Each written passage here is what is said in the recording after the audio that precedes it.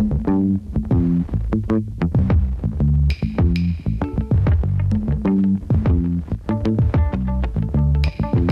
ladies and gentlemen, and welcome back to another episode of the GRCV Hoops podcast. My name is Gavin, Campbell, and alongside me, as always, my good friend, Ricardo, Vargas. Happy to be here, as always. Of course. Always happy to be back. We're going to jump straight into it. Once again, NBA season finally getting underway. Yesterday, we had two games going on, the Cleveland Cavaliers versus the Boston Celtics, and later that night, the Houston Rockets taking on the defending NBA champions, Golden State Warriors. We're going to go ahead and start with the earlier game that tipped off around 7 o'clock Central Time. Cavaliers came out victorious against Boston, 102-99. And what did we learn from that night, Rick? The king is still king. Oh, my goodness, yes. I wouldn't expect anything less from LeBron James. Just a typical night for the king. Absolutely. In the palace. I'm not even impressed. I knew this was coming, but there's a lot of other stuff to talk about in this game. Absolutely. LeBron finished with a stat line of 29 points, 16 rebounds. Yes, 16 rebounds. Gosh. 9 assists and 2 blocks. He looks in peak season form already. And after the game, during his interview with Kristen Ledlow from ESPN, he was quoted as saying he's out of shape. He said he needs to work on his calisthenics, Rick. He said his ankle was a little sore. And if this is partial LeBron, I don't even want to see what he's capable of when he's 100%. Exactly. Right, oh my goodness. It's nuts. But Derrick Rose, 14 points. I think Derrick Rose looks good. He looks not, like MVP Derrick Rose at all, but I mean he looks like he's comfortable out there. He looks like he's getting to the basket like he used to be able to with ease. He even had a three-pointer at the end of the second quarter, right before halftime, banked it in. We've seen that before. Oh yeah, but, for sure. Oh, he looks great. And even Kevin Love last night finishing with a double-double, 15 points, 11 rebounds. I know we had concerns last week during the preseason in a couple of their games. Kevin Love didn't really look like himself. Didn't feel like he was relevant, but he played that 5 spot last night in some of the 4, and he hit the biggest shot of the game, arguably, when LeBron got double-teamed in the paint, and he kicked it out to the corner. He put it through. Celtics had to take a timeout, put him up by 4. I just think that, we saw flashes of greatness of Cleveland and what this team can be with all the star power that they have. And, there's been some concerns about the age and the health of a lot of players, especially on the bench, Dwayne Wade and, Derrick Rose, just to name a couple guys. But, I mean, Cleveland as a whole looked pretty decent last night. Oh, no, yes, they did. And just like how we said about Derrick Rose, it's just nice to see him healthy, comfortable. He's going to be a role player for this team. And I think the Cavs, they're looking scary, and this is without Isaiah Thomas. Exactly. I don't want to imagine that exactly. when he comes back. Just picturing Derrick Rose as your backup point guard, he looks like a starter, and he could probably be starting for just about anybody else. Exactly. He could be the starter for this team, and they would still go to the finals. Oh, absolutely. There's no doubt in my mind. Dwayne Wade, I'm a little concerned about. He struggled shooting from the floor, but he did pick up a couple crucial blocks in that fourth quarter against Boston. We know the defense is still there, but I think it's time that Dwayne kind of, starts taking a back seat. Yeah, I didn't really want to use that phrase, but that's pretty much what's got to happen here. I think Dwayne, he's not really ever been a shooter, but he took 8 or 9 jump shots last night and only made a couple of them. I know it's just one game, but we saw it happen in the preseason, and it's just concerning to me, especially when you lack floor spacing when Derrick Rose and Dwayne Wade are both out there at the same time. And it's tough, I think, with Wade, he can't be a mentor because there's not a lot of young guys on the Cavs, so who can he mentor? Absolutely. But I do think he needs to look at the team and just not relax, but play his role well. And I think he needs to find it, and he will find it because he's a great player, and I think he will mesh sooner or later with this team, and they'll be amazing. Absolutely. We saw the chemistry between LeBron and Wade hasn't really changed much. That's super. Despite the 3 years. I mean, we saw Dwayne throw it up for an alley-oop, I believe in the second or third quarter. Forgive me, I watched a lot of basketball last night, and it was exciting. But that was fun to see. Jeff Green, a guy that we talked about last week coming into his role, he showed a couple plays last night, getting a couple assists from LeBron. He had a huge emphatic dunk last night, got the crowd into it. And I just think this Cleveland team is just so deep, and that they're a lot more dangerous than people give them credit for. No, yeah, people are people know this is a good team, but they're underestimating them still, and that says a lot. Absolutely, and I think that has to do with the Eastern Conference being as weak as it is. But I mean, the Cavaliers are a good enough team to be, a top 3 seed in the West. I mean, honestly, if you just look at the pure talent. Easy. No question about it. But, like, the Celtics, they gave them a fight. Oh, absolutely. They gave them a fight. They absolutely did. I was so anxious to see this team play, and I know you were being a fan. Oh, yeah. Go ahead and tell me your thoughts on, how the Celtics team's meshing together and, what you think of them overall. The young guys, Jaylen Brown, Jason Tatum, that's who I was most impressed with. So happy to see them play really, amazing, to be honest. Like, Tatum with that double-double, Brown with a career high. I think if these guys keep playing the way they're playing, they can still make it real far, even though we lost one of our key pieces. And prayers to Gordon Hayward, and I hope he makes a speedy and healthy recovery. That was just awful what happened last night. Absolutely. I know I was sitting there watching it and just – you could see the play developing. Kyrie kind of motioning him to, like, hey, I'm going to toss this oop, and Hayward was like, oh, I'm ready for it, man. And then, you can never predict what's going to happen when two players go airborne like that. And when he went up for that, just the slightest contact, can throw off your equilibrium. And when you come down awkwardly like that, when his leg folded up underneath his own body weight, it's just it's never fun. It's never good. And like you said, prayers go out to him and his family, and we hope that he has a healthy and speedy recovery. We don't know if his season is over yet. This just happened last night. But like we said, we just hope that he can come back and be the same guy. We've seen something similar with Paul George a few years ago in the Olympics in Vegas. But that was pretty bad too. Man. It is two different injuries, with a broken leg and a dislocated ankle, fractured tibia. But oh man, you just think it hurts to see that. Right, you think that if Paul George can do it, then Hayward can come back just as well. But I hope that if he's not ready and they're in the playoffs, that they don't rush him back. I would hate to see him come back, in the opening series or the second round and him get hurt again or have one of those setbacks. We don't want to see that. Definitely. No, they got, take the time. I would just like to see him just come back the same player he was, just healthy, and that's all I want from him. And Kyrie, that double-double, I'm excited. I was excited to see that. Absolutely. And this is something that Kyrie touched on while he was in Celtics training camp and during the preseason. He said, I'm going to be more of a playmaker. He's like, I'm going to show you I can play point guard. And we saw that last night. I mean, 10 assists, that doubled his season average last year. Exactly. I mean, so if it's just one game, but, it's nice to see that, the ball is being able to be moved and that Brad Stevens found a way to find a primarily ball-dominant point guard to be able to share the rock with his teammates. Oh, yeah, and I did see that, he said, the biggest difference between Boston and Cleveland was the ball movement. Right. And I think he's going to, excel in this situation, and there's going to be a lot of ball movement within this team, and he's going to have more assists during the season. He's going to average – I can see him averaging 10 assists that he's here. He very well could, but, you have to think that this Gordon Hayward injury, how does that affect Kyrie's future with the Celtics? Yeah, that is true. At least for this season, he's going to have to take on, a bigger scoring role for sure because he is a natural scorer. That's what he does. But hopefully, how I said, hopefully Gordon comes back for the playoffs and they make a good run. And yeah, that's it. I mean, I'm hoping for the same thing. I think more to the future as next year when Gordon comes back and he's able to actually play basketball. If he doesn't come back the same player, if he's lacking speed, if he's lacking athleticism, the jump shot just isn't there anymore. How does that affect Kyrie's future after 2 years from now when his contract is up? I mean, did the Celtics get screwed in this situation? It's unfortunate, but it's tough. See the future. It's tough. And I hope to see Kyrie stay a Boston Celtic, but I really don't know what to say right now. I think because I do think Gordon Hayward will come back the same player that he was. Absolutely. And I don't know. We just gotta wait and see. But I think for now, Jaylen Brown, he's gonna help fill the void a little. Absolutely.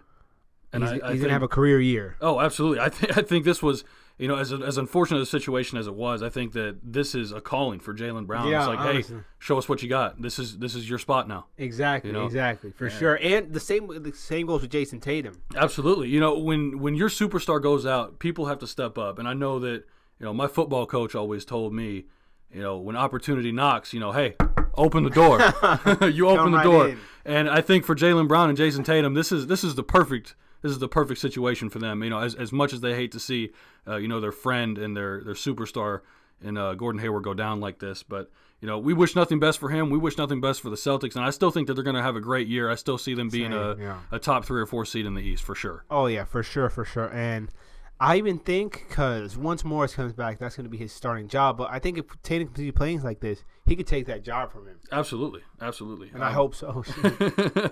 Moving on to the later game of the day yesterday, the Houston Rockets defeated the defending NBA champion Golden State Warriors 122-121. It was a nail-biting finish. Kevin Durant's last-second shot called off after the ball appeared to still be touching his fingertips as it sounded. This is a huge break for Houston. James Harden finishing with 27 points, 10 assists, and 6 rebounds. Wow. Chris Paul struggled to shoot the ball from the field, but he was still efficient in the assist and rebounding category, finishing with only 4 points, shot 2 of 9 from the floor, had 11 assists and 9 rebounds. Could have had it close to a triple-double there had the rock been falling for him. But, what does this say, Rick, for Warriors fans? Should they be worried? Oh, I'm going to be honest with you. I don't think they should be worried. Like, even if Chris Paul would have played better, I think, it's just the Warriors. Like, they just have too many pieces. And you had Nick Young going off. And I don't think anyone expected that. No one expected that. I think it was nice to see the Rockets win. Right. Harden played how he played.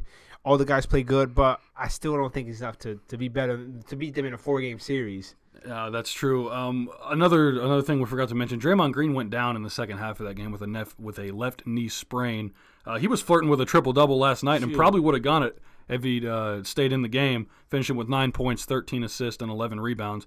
That's a great stat line for him. Oh, that's a typical stat line for him. Like he just does it all. Like I think he's the biggest key for that team. I'm going to agree with you. I think this is the Swiss Army knife of that locker room, and out on the floor when he's not there, I just don't think they know what to do. I mean, it's not the same team. He's their energizer. He brings the thunder to that team. And he's their defensive anchor. I mean, he's the all around guy that I think they need because although KD is a superstar, we know that he is a passive aggressive superstar. Yeah, Steph Curry, we know, is a shooter. He kind of struggles on the defensive end and gets lost a little bit. Klay Thompson, great defender, a great sniper, but when it comes to driving to the cup, when it comes to shot creating, we know he can do that, but not to the extent of when you have Draymond Green out there that can draw all that attention. He's just a leader. And just how you said, he draws all the attention, and that's what allows these guys to do what they do each night, shoot the ball. Absolutely. He's the the underlooked all-star, really. I mean, we know that he gets his recognition. We know that he gets his credit for, because he's been an all-star in the past few seasons. Yeah, superstar. He's a superstar. He is the guy that gets overlooked because of, Kevin Durant and Steph Curry and those guys. But, he is the cog that makes that Warriors machine work. And we saw that last night when they were up by 15 points. Draymond Green comes out, and then the Rockets end up winning by 1. I mean, in a matter of minutes, that's how quickly the pendulum can swing in a different direction. And that just shows how important Draymond Green is to that team on the offensive and defensive end. Absolutely. I know for me, other than Nick Young getting 6 3-pointers in that game, it was the Warriors' leading scorer. The Warriors' leading scorer was Swaggy P. I mean, that's ridiculous. See, like, how can you beat a team when you even got Nick Young doing this? Of course, he's not going to do this every night, but of course, he's capable of average 15 points. Absolutely. I mean, who's to say why not? I mean, he could potentially become, and no offense to Andre Iguodala, he's a fantastic player, fantastic role player for that team. But who's to say that Nick Young couldn't be their sixth man? He could be a sixth man anywhere else. Hell, he could start for some teams. Honestly, he's underrated. Let's just get one thing straight. He's a fool. Okay, he's goofy, but he can play. He can play exactly, and in the system that he's in, he's going to thrive. That's a dream come true. That's a dream come true. And I know that we had talked about it about a month ago when we were talking about preseason moves, that this was a little under the radar, and people think of, Swaggy P as being a goofball and, just kind of a weirdo, he's just Nick Young's crazy, man. Nick Young is crazy. He is. But don't get me wrong. I mean, I'm sure he's an okay guy, but he can play. He can play. And like you said, being in that Warriors system, he loves to shoot. He loves to shoot, and the Warriors love to shoot. They love to shoot. It's like it's almost unfair. It's like playing 6-on-5, really, when you have all these shooters. Honestly, they just got more ammo. Yeah, that's all. But one point that I did want to make was, even though it was close and that the Warriors probably would have won that game with Draymond Green playing, was James Harden and Chris Paul combining for 21 assists just by themselves. That is impressive. I mean, there's some teams that don't even average 20 assists as a whole during the season. But these guys average 21 in a game, you know? That's just beautiful to see, like, especially now in the league that everybody just wants to score. It's like with the point guards, they're just scoring point guards now. Like, it's just see them both, like, just sharing the rock. Like, absolutely. And even, you know, Chris Paul going 2 of 7 or 2 of 9 last night, you know, being able to move the ball around and he's open, he's going to take the shot. It doesn't matter if you miss. We know this is how Mike D'Antoni likes to run his offense. Shoot the ball, and shoot the ball some more, you know. There is no defense with Mike D'Antoni's teams, okay? His sole philosophy is to put up as many points as possible in 48 minutes. And we saw it last night. They got 122 points, you know. Even though the Warriors had a better three-point percentage, the Rockets, you know, they just chucked up more shots. And the philosophy is, you know, if we put them up, it's a better chance of them going in if we don't shoot them at all. So, exactly. I mean, hey, you know, this philosophy worked for him last time getting to the second round of the playoffs, you know. And Mike D'Antoni, we know, got to the Western Conference Finals with you know, the Phoenix Suns teams with Steve Nash and Joe Johnson, Sean Marion, Amari Stoudemire. Great coach. This definitely underrated. It's an interesting style of play that is, I definitely wouldn't say is popular whatsoever. You do want to play defense when you play basketball, but exactly, it's a part of the game. You know, they find a way to make it work, and it's just, you know, it's really intriguing to see how this team is going to come together. And I think they're gonna excel because when you add Chris Paul in any system. Absolutely. He's gonna play great, and he's just gonna improve that team. He is one of the best playmakers in the league, and probably one of the best playmakers this league has ever seen. Like you said, you know, obviously a future Hall of Famer. It's just, you know, how far can you go without playing defense? That's the real question. That's the thing. Like, okay, you can score as many points as the Warriors, but can you stop them? Exactly. Can you hold them? We know that Golden State is a team that can play defense. So what do you do against that? I mean, I don't want to say that they got lucky last night, but, you know, had KD got that shot off, you know, like half a second sooner, that's game. That's game, exactly. You know, I don't know. It's just going to be interesting. I know it's just one game, and you know, happy for Houston. They went into opponent's building and they dominated. Right. You know, and okay, I don't want to say dominated, but they beat them. You know, at home, and that's definitely hard to do, especially at the Oracle. So. You know, props to them, and we know that the Warriors will bounce back. We know they'll bounce back in a couple days, and they'll be 500 again, and then a couple months from now they'll be, you know, 22-3 or something like that. You know, don't panic, okay? This team is still the best in the West. That did rhyme, by the way.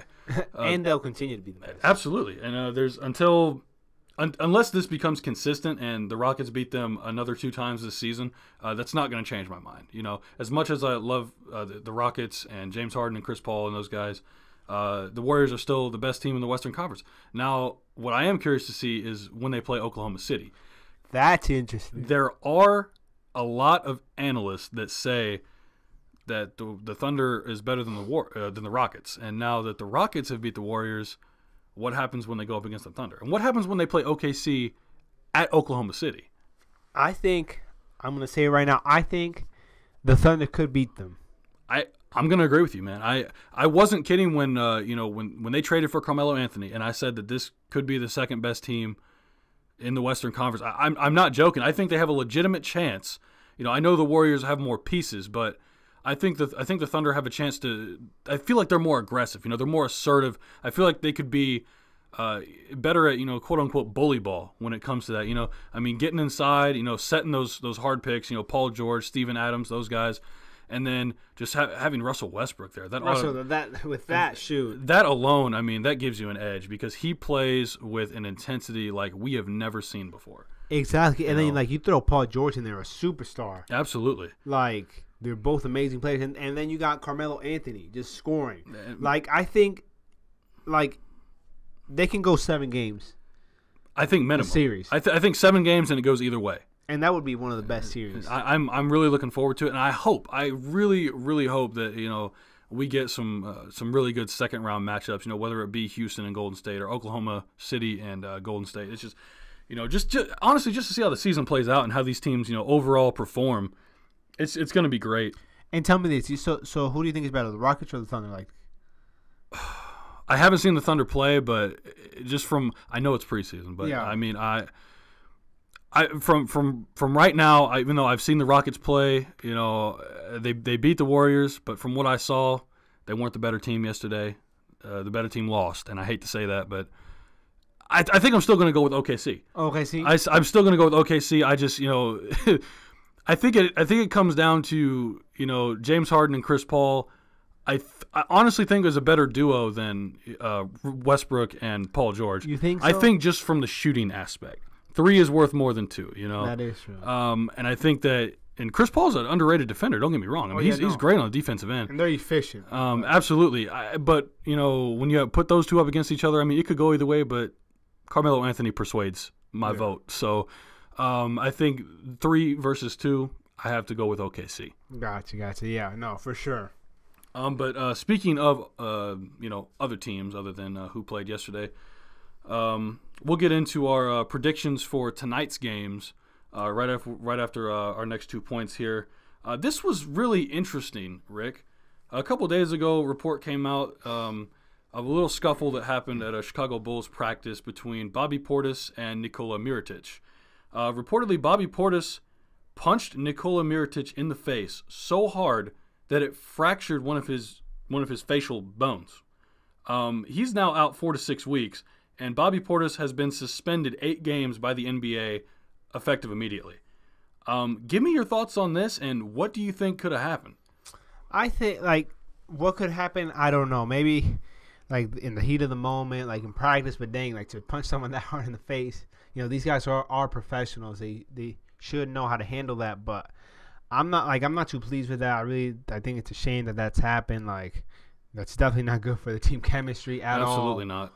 And I don't know. Like, it's just I'm a little shocked to hear that because Bobby Portis doesn't seem like the type of guy to do that. Not at all. I'm curious as to what could have gotten so heated between these two guys that would lead to physical violence against your own teammate. Exactly. Like, you never want to reach that point, and I really don't know. Like, the NBA should investigate this. Absolutely. I think suspending Portis was the right way to go. I'm not sure, however, that this should have came from the league. I think that the Bulls front office should have been the first to handle this, but Yeah. I'm not sure how this works. But 8 games, I know that's you know, roughly 10% of the season. I probably would have gone a little bit more. I don't think that violence, you know, at the workplace, which is what this is condonable ever. Right. You know, it's just a head scratcher. We know that, you know, players have had altercations in the past. You know, you hear stories about Michael Jordan being hard on teammates all the time. Right. You know, and it just so happens to be a coincidence that this is the Bulls once again. Right. But the Bulls were a team that are obviously rebuilding. This was supposed to be, you know, a quote-unquote crappy season for them. You know, they'll probably win somewhere around 20 games. But then you have this happen. It's like, I feel like that's just throwing salt in the wound. It's like, why? What's the need for this? I'm really curious when the league decides to dive into this, what actually happened, you know? Yeah, it is a mystery. Like, I don't know. I would like to know too, but it's just bad to see, especially with this team they're not going to be good. Absolutely. And after they just re-signed Mirotic to a 3-year contract extension. Yeah. And so now he's going to miss, you know, the first month and a half of the season with a broken face. Like, this is I just don't understand awful it. to hear. Like, it's one thing, like, to get in a fight with someone from another team during a game. Right. But this, like, their own teammates, come on now. Yeah, it's definitely sad to see, and it's like you said. I mean, Bobby, like, what are you doing, man? Bobby, He just come on, seems Bob. he just seems like such a mellow kind of guy. You know, even on the court. Right. You know, it just seems really surprising behavior. Then again, we don't know the guy. Yeah, honestly, you know, I've never met just him from in what person. we've seen on court and in interviews and stuff. You know, Exactly. He seems very laid back, and even Mirotic, like you know, in order to get punched like that, you know, you have to think that there was some kind of, you know, instigation going on. I'm like, well, what the hell could he have said? Yeah, it's You not know? like he just walked in the practice facility, bam, here. No, he didn't wake up that morning and think, oh, I'm going to punch one of my teammates today. You know, something happened, you know. And we're really curious, you know, to see what comes of this. I mean, the Bulls are already a dumpster fire as it is with their front office. And this just, like I said, you know, throwing salt in the wound, this doesn't help them at all. Yeah, but what I do want is for them, like, to, like, fix this problem sooner or later. Like, I want to, like, Absolutely. you know, I want to hear, hey, you know, it got worked out, whatnot. Absolutely. And we'll see. you have to think how this affects, you know, Mirotic and Portis on the court. You know, when they come back, I mean, Exactly. is there going to be bad blood there? Is there going to be repercussions, you know, from one of them Mirotic especially. Or are they just going to put this behind them? Yeah, I hope they put it behind them. I hope they can fix it before that happens, and we'll just have to wait and see. Definitely going to be interesting, and you're going to want to keep up with that story. But going down to our final point on here before we make our predictions for tonight and tomorrow's games, Joel Embiid is, you could say, displeased in the least with his minute restriction that will be enforced tonight in his season debut and going forward. In an interview, he was quoted as saying his minute restriction is, quote, effing BS.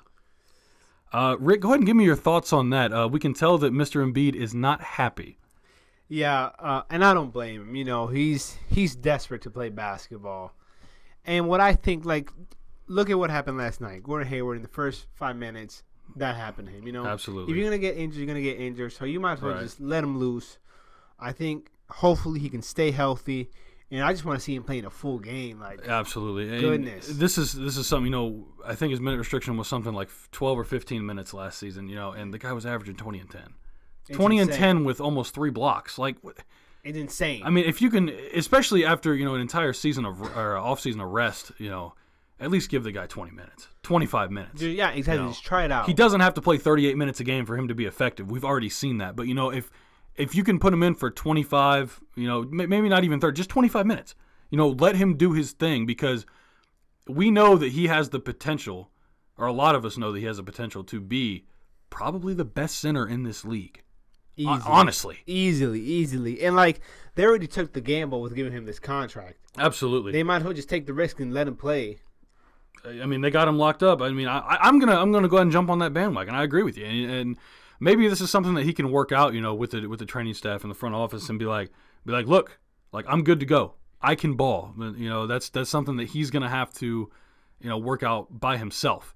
I'm not even sure that his teammates can, help him out with that. I mean, I'm sure that they could vouch for him, but they're not him. They're not the trainers. So it's not going to be their call whether they want him to play or not, which sucks because we have been wanting to see him play since he got drafted. And we did last year, but how long did that last? 30 games? It's been such a long time.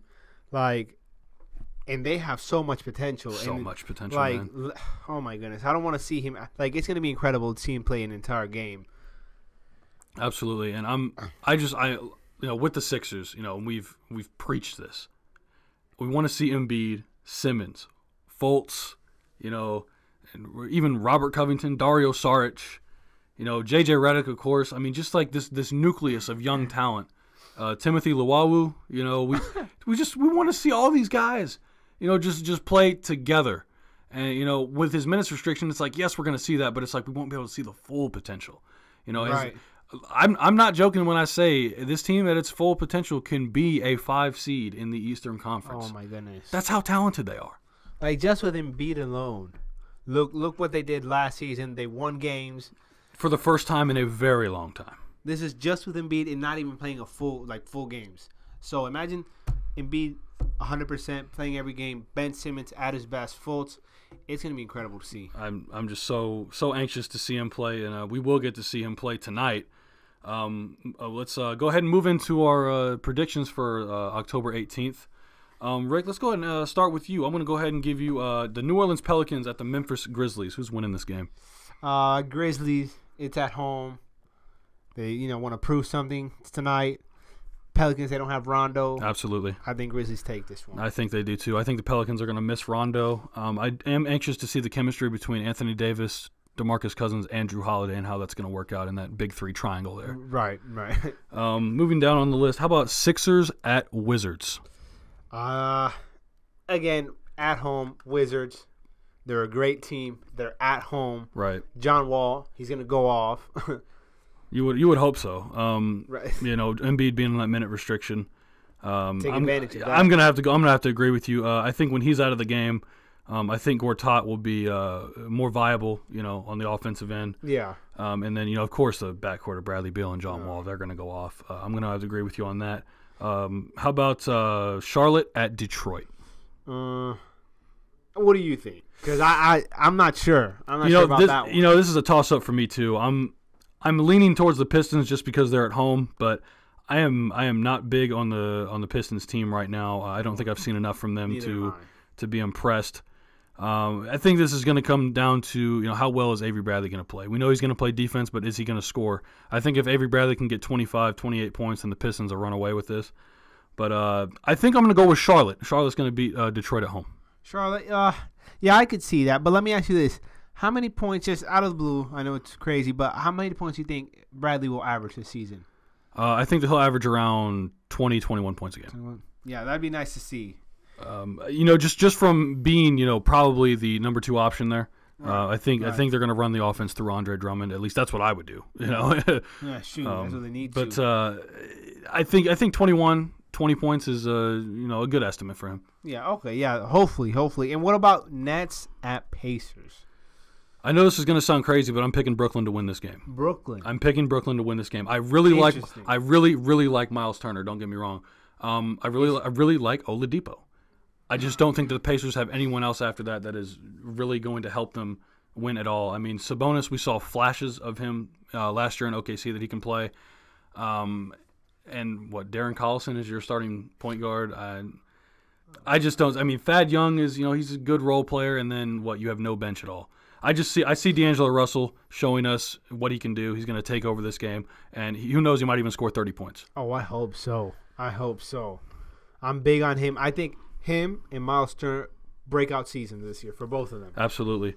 Let's go ahead and go down here. How about Miami at Orlando, the battle of the Pacific, I'm not Pacific, Atlantic Coast teams here. Oh, that's a tough one. I think they're pretty even. They're going to be pretty even this season, but I think the Heat will take it. You think that you're really high on the Magic then? Aaron Gordon. Okay, I do like Aaron Gordon a lot, and he's gonna be nice. But I think the Heat will take it. I think Deion Waiters, Josh Richardson, and I tell you what, Deion Waiters. People sleep on Deion Waiters. This is the man that hit 2 or 3 game winners last season from deep. Like people would say Curry range, okay? One of them being against the Warriors. And yes, the pose. We know the pose. The pose. Deion created that. If you haven't seen it, just go ahead and look up Deion Waiters' game winner against Golden State. You'll see it. This guy has a swagger to him that we haven't seen throughout his entire career, and he's finally coming around, in his mid-late 20s here. And I think that he's going to have a breakout season. He'll probably average, and I could be wrong, he'll probably average close to 17, 18 points a game. Oh, I could see that, and I hope he does because he does deserve this. This is the best spot he's been in his career on this Heat team, and I just want to see him do good. Absolutely. I'm actually going to go on the other side of the fence here, though. I'm going to pick Orlando at home. I just think they're at home. They have a lot of new pieces, but I think guys like Terrence Ross, and don't forget about Vucevic. Vucevic is I always forget about him. Very slept on center there in Orlando. You don't hear much about him. Solid. But yeah, him and Aaron Gordon, absolutely. And I think Elfrid Payton is going to step up this year and being a playmaker. Okay. I like the Magic at home just a little bit. If Miami wins, I won't be surprised. Yeah, it's pretty even for me. Now, what about the Bucks at Celtics? I really like the Greek Freak. MVP candidate. Absolutely. I like Thon Maker. I like Malcolm Brogdon. I like Chris Middleton, Tony Snell. I mean, the Bucks have a solid team here. They do. But I think the Celtics are going to bounce back from Hayward being gone. And I think they're going to get their first win, and they're going to pick it up at home. Oh yeah, I think it's almost automatic. I think they have to bounce back on this one. It's at home, they'll win it. Absolutely, I'm expecting another big performance from Jaylen Brown, knowing that he'll be the starting 3 in that lineup. So. Same here. I'm expecting a big game from him and from Jason Tatum. Absolutely. How about Atlanta Hawks versus the Dallas Mavericks? Who do you got? Mavericks. I think Dennis Smith. I'm so anxious to see him play. I have him on my fantasy team. I'm hoping he goes off. Hoping he's going to go off. He is going to go off. We know that Rick Carlisle has come out and said that this is the guy. He's going to be the starter. He's our point guard, and he's going to be playing 30-plus minutes a game. So we're going to have to see how he fits into this big of a role as a 19-year-old rookie. It's going to be a fun ride. That's just crazy. He's 19 years old. That's insane. He might be 20 now. We're not sure, but either way, this guy, 19, 20. This guy's our age in the NBA. If that tells you anything. With a starting job. This is crazy. How about down here, Denver Nuggets at Utah Jazz? Nuggets for sure. I think I'm going to agree with you there. I think the Jazz lost too many pieces. I like what they've done on the defensive side of the ball. They've picked up a lot of guys that are efficient on that side. that are grinders. They play defense, but I just don't think the Jazz are going to be able to score enough points. And I think, especially with the Nuggets bringing in Paul Millsap, that increases their defensive capability and on the offensive end as well. And Jokic is going to be insane. And I look to see how their chemistry is going to play out at the start of the regular season tonight with Millsap and Jokic. There's a lot of potential for this Nuggets team. Paul Millsap and Jokic, they're going to just dominate inside. Absolutely. And I think Jamal Murray, point guard, he's gonna do good this season. Absolutely. I am interested in the Jazz with Ricky Rubio and Dante Exum. Yes, I'm excited to see both of those guys play. I think the Ricky Rubio, Rudy Gobert pick and roll is going to be really interesting to watch this season. It is, and it's going to be good. It's going to be fun to watch. But what about the Timberwolves at Spurs? This being a hot game. I think that with the absence of Kawhi Leonard, the Timberwolves are going to take this game. I know it's hard to stay. I know it's hard to play in San Antonio, but I think this Wolves team they just have too much firepower for the Spurs now. Their two stars in Manu and Parker are getting up there in age, and they're just not the same player. And especially without Kawhi, I don't think Aldridge is enough to hold off these Timberwolves now. They were pups. Now they're wolves. They're wolves. They're ready to eat. They're going to go in San Antonio and just absolutely. I think they're out for blood, and they're going to show us that we've been talking them up for the past couple seasons that they're ready. They're ready. This year is the year. They're going to show out this game. Absolutely. What about Portland at Phoenix? I'm going to take Portland in this one. I think that the Suns are. I don't want to say that they're not talented. Obviously, they're talented. I just think they're too young. Now, if Phoenix wins at home, will I be surprised? Absolutely not. Teams should play better at home. Always, that's not always the case, though. But no, I'm going to pick the Blazers in this one just because I believe in Yusuf Nurkic, and now that he's back off his injury, him and Damian Lillard along with C.J. McCollum. I think that this team is destined for big things, especially with bringing Zach Collins in and another slept-on guy, Caleb Swanigan. Goodness. The rookie that they picked up in the draft from Purdue. This guy's an animal. He's a freak of nature. He is. He honestly is. He could be one of the steals. Absolutely. And Swanigan was the standout stud at Purdue with the Boilermakers in the NCAA tournament. If you got to see any of those games back in March, he was outstanding. Even during the Big Ten regular season, he was outstanding. I was curious to see who was going to take him in the draft, and I can't believe that I had forgotten to mention him in the first couple episodes of the show. Same here. But I was really big on this guy. And then after watching him in the preseason, I think that he has a spot as a backup center / power forward for this Portland team, and I'm anxious to watch him play. Oh, yeah. I think he's going to show that he deserves it, and he's going to be very good. I think, even though Portland, I think, is the better team, Suns take this one at home. Okay. No, that's fair. Like I said, Phoenix at home, if they win, not surprised. Young team. I think Devin Booker, a light 20-plus points, start the season off. Absolutely. And how about the last one for tonight? Houston playing their second game of the season at Sacramento. That's a tough one because I think, I don't know why, but I have a feeling the Kings can just shock them. And I think a lot of people know that the Kings are talented, but we don't know what they're capable of, But I do think the Rockets will just take it. Right. Them being the better team. Right. No, it's going to be fun to see the Kings play with all these new pieces and, just how young their team is, and how George Hill is going to lead that offense and how De'Aaron Fox is going to play, Cauley Stein, Buddy Hield. All these guys. I think Harry Giles is still injured, but when he comes back, that's going to be fun to watch. But no, I'm going to agree. Houston takes this and goes 2-0. Yeah, they're the better team, but it's going to be nice to see what these young Kings can do.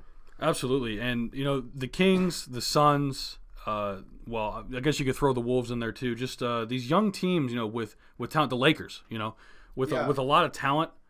It's just going to be fun, and we had been talking this up, for the past, few weeks now. It's just going to be fun to watch these young teams, bring all that talent together, watch the chemistry build up, and then, how everything meshes together because these guys are going to be together for the next 2 or 3 years.